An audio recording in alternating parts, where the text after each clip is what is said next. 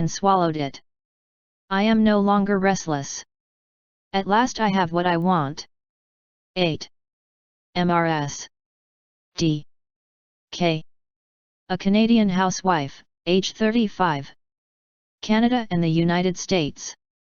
The early years of my life were quiet and uneventful. No tragedy touched me, and my parents were devoted to the bringing up of myself and my 2 sisters. It could almost be called an ideal childhood by most Western standards. Even from the first. Though, there were recurrent periods of despair and loneliness which used to seep up from no apparent source, overflowing into streams of tears and engulfing me to the exclusion of everything else. At these times the painful feeling of being entrapped was overpowering, and simply to be a human being a wretched and ignominious lot. Once in my early teens I was lent some books of Hindu stories which provoked my intensest interest. They spoke unabashedly of a multiplicity of lives and of the soul's freedom, of each person's spiritual self and the possibility of life without a physical body. Most of the details of this reading evaporated in the face of something stirring much deeper in my being, and I felt happy to learn that such understanding did exist. The Indian myths of limitless time touched my deepest concerns, and I vowed that one day I would visit India for myself. After my enrollment at university I began in earnest to study religious literature, even trying some simple meditation. The years at university taught me the joy and stimulation of intellectual discovery, but they were at the same time pervaded by a mounting restlessness. At length I graduated and commenced graduate studies. Toward the end of that first year my life took an unexpected turn. After a few indecisive months I went to the United States to marry an American whom I had met in Canada. Within a few months our marriage took place, and almost immediately after I awoke to find myself a widow. The violent, self-inflicted death of my husband was a shock more severe than anything I had ever experienced. The circumstances and implications of it precipitated me into the innermost depths of my being, where the foundations shook with a truly terrifying intensity. I could not divest myself of a deep sense of human responsibility for it. Perception, maturity, wisdom. All these I sorely lacked. Frequently at this time I would be seized by a total numbness, and always there was fear, a deep pervasive fear, which lasted long, obstructing my breathing and inhibiting my eating. Often at night I would find myself seated cross-legged on the floor, rocking back and forth and hitting my head against the tiles, almost delirious with grief and despair.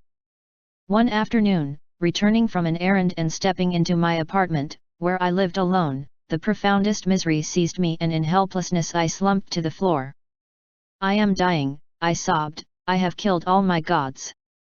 I have no key to resurrection. I am totally alone. Stark fear and utter despair possessed me, and I lay on the floor for I don't know how long, until from the pit of my abdomen a cry came forth. If there is any being in the entire universe who cares whether I live or die, help me, oh help me. Gradually an idea took form and I began to write. I had a very dear friend who had recently renounced the world. She was now living in an ashram in southern India, and I begged her to direct her meditations toward me, for I needed help badly and no longer felt capable of helping myself. Quickly she replied that she and others in the ashram were sending as much spiritual support as they could. Her response so touched me that I decided to leave the West as soon as I could for India. It was many months more before this was possible. All my energies were now harnessed into winding up my husband's estate and selling my belongings. At last I sailed, exhausted, to India, intending to stay there until I had found an enlightened teacher. Exactly 3 years had passed since I had come to the United States. India and Burma.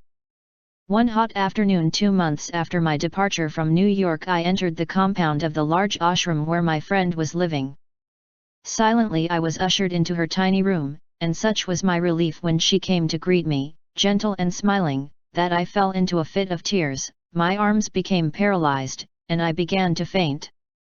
Without my fully realizing it, the years in the United States had been so fraught with inner tension and struggle that I could not spontaneously adjust to this tranquility.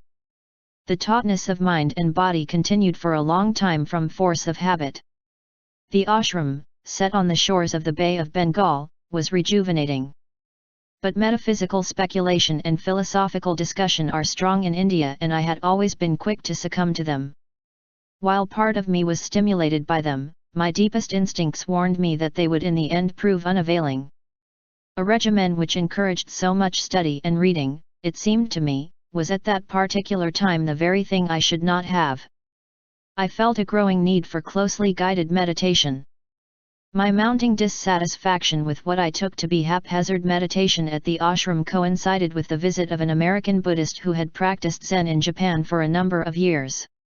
What impressed me most about this American was the serenity with which he mingled with and absorbed himself in all the varied circumstances he encountered in the ashram, and his compassionate interest in the lives of all whom he encountered, including my own, so full of desperate and uneven strivings. I determined to go to Japan if I could get his help. This he unstintingly gave, together with the assurance of helping me find a Zen teacher there. Following my departure from the ashram, I travelled up and down India, visiting at other ashrams, exploring archaeological sites, and absorbing the rich lore and pervasive religious atmosphere of Buddhist and Hindu holy places. The shrines, temples, and caves with which India abounds. An overwhelming intensity of spiritual vision informs her architecture and mighty cave sculpture, so that it is impossible to step into these caves without being swept up by this religious fervor. Standing before the giant rock-cut Buddhas, I fairly trembled in awe, and my resolution to follow the Buddha's path was given the most powerful impetus. I had long hoped to visit Burma, which I had pictured as being second only to Tibet in its unique concern with religion as the foundation of daily life. So when my American friend wrote that of all the Southeast Asian Buddhist countries the meditation centers of Burma were reputed to be the best, suggesting that I join him in the center of a famous Burmese master in Rangoon for 5 weeks of intensive meditation, I jumped at the chance. Now began my first formal practice of meditation under the guidance of a teacher, and in every direction it proved to be extremely painful. The hot season had already settled in when I reached Rangoon, and I early contracted a fever together with a racking cough, both of which lasted almost until I left and considerably debilitated me. In addition to the frightful heat and the lethargy it fostered, there was the unremitting strain of sitting alone in a small bare cubicle on a wooden plank bed hour after hour, struggling against the searing pains in knees and back from cross-legged sitting. For the beginner, lacking the support of others sitting in the same room, and the structure of a varied timetable, as in Zen in Japan, sitting alone is unbearably difficult, and one soon finds oneself seeking means to escape from the tedium and pain. The meditation itself consisted of concentration on the rising and falling of the breath, the attention being focused on the diaphragm. When the mind wandered, it was to be recalled by the words thinking, thinking, thinking until it had been re-established in the diaphragm. Every other distraction was similarly treated. Coughing, coughing when one coughed, hearing, hearing when any sound captured the attention. An hour's sitting alternated with an hour's walking, which was done for the most part at a funereal pace back and forth outside each person's quarters in perfect silence. The hands were held behind the back and the mind was concentrated on nothing, only the movements of each step. Lifting, lifting when the foot was raised, moving when it was carried forward, putting when it was placed on the ground. Each day at noon we met with our preceptor, a senior monk, who examined us on our progress. He asked minute questions and called for detailed accounts of sitting time. When I complained to him that my frequent mental wanderings were due to boredom, he laughed and told me to think bored, bored, bored until the boredom vanished. To my surprise this worked. Like everyone else, I had to sign a pledge upon entering the center to observe the Buddhist precepts and to refrain from eating after 12 noon or sleeping more than 5 hours a night. Food was brought to my door twice before noon in tiffin carriers, and I ate it alone while meditating, lifting, lifting, putting, putting, chewing, chewing, swallowing, swallowing. In just this way the tiniest detail of every action, mental as well as physical, had to be attended to with total attention. Here in the center, for the first time in my life, I was relegated to a position socially below men. And further, as a laywoman devotee, to the lowest stratum of all in a structure which placed monks at the top, nuns next, then laymen, and finally laywomen. Nevertheless, I was enormously grateful for this opportunity to practice meditation. Even from such a lowly position, and later came to see that it was only my ego which had led me to consider my position in the first place. At the end of 5 weeks my concentration and health had improved considerably in spite of, or because of, the acute pain and discomfort which I had of my own free will undertaken. The turning of the mind from outer activity to inner contemplation was by far the most rewarding task I had ever undertaken, and unquestionably the most difficult. The outside world, when I re-entered it, appeared radiantly beautiful to my fresh gaze, and I had a serenity and equanimity which, while not yet deep, surpassed anything I had hitherto experienced. I knew I had taken my first step in the direction I wanted to travel. Japan and Zen. The very day of my arrival in Japan my American friend conducted me to Ryutaku-ji, a Rinzai monastery perching like a giant bird amidst groves of towering pines and bamboo in the shadow of majestic Mount Fuji and looking down upon a rolling valley of breathtaking beauty. Through the generosity of its master, Soen Roshi, this was to be my home for the next 5 months. Under his benevolent guidance I began to learn the structure and discipline of monastery life. Summoned by the gong, I learned to rise at the unconscionable hour of a.m. to leap into my monastery robes, splash cold water on my face, and take my position with the monks in the main hall in the cold dawn for the early morning sutra chanting. The intoning of the sutras became one of the richest experiences of my life and inspired me profoundly. Slowly my impatient nature began to break down and some measure of equanimity began to establish itself within me. The long hours spent shivering on agonizing knees in a drafty hall awaiting my turn to go before the Roshi for Sanzen enforced upon me a patience I had not believed myself capable of. The hours of daily zazen, and even more of sesshin, were also painfully learned lessons in patience and endurance, punctuated as they were by the smart whack of the kyosaku across my slumping shoulders. Partly it was this Rinzai method of using the stick from the front in response to a gestured request which conditioned my later acute dislike for the kyosaku when it was administered. As it is in the Soto discipline, suddenly and without warning from behind as one sits facing the wall. And partly it was my Western heritage which had taught me to regard beating as a human indignity. My decision to marry again took me from this Rinzai monastery and I joined the Soto Zen group to which my husband belonged. At Teiheiji, in the outskirts of Tokyo, under the direction of Yasudani Roshi. Because almost all the followers of this Zen master are laymen and laywomen, the sesshin is less rigidly scheduled than in a monastery in order to allow them to attend as much of it as their jobs permit. Consequently, there is much coming and going, which in the beginning is highly distracting. The outwardly rigorous discipline which monastery life enforces had here to be assumed by each individual personally. I soon perceived that beneath the apparently relaxed air of the sesshin was an intense seriousness. The limited quarters of this temple brought me into closer contact with the others. And I found I could no longer retire alone to my tiny room to sleep at night, but had to content myself with just a mat spread out in a room occupied by many others. Doing zazen in these straitened circumstances was somewhat of a jolt after the strict but spacious atmosphere of the monastery. After a few sesshin at the temple, however, I came to see that sitting with individuals who, like myself, were neither nuns, monks, nor priests was mutually stimulating and inspiring. The Rohutsu sesshin at Teiheiji was approaching and my feelings toward attending were mixed. I had heard several reports of this yearly midwinter sesshin from people who had experienced it in monasteries. It was known to be the most arduous of the whole year, a constant battle against cold and fatigue. I had a deep fear of extreme cold. My body would become so tense from shivering that I could not keep my sitting position. And under great fatigue I would become almost lightheaded. These two I regarded as my real foes.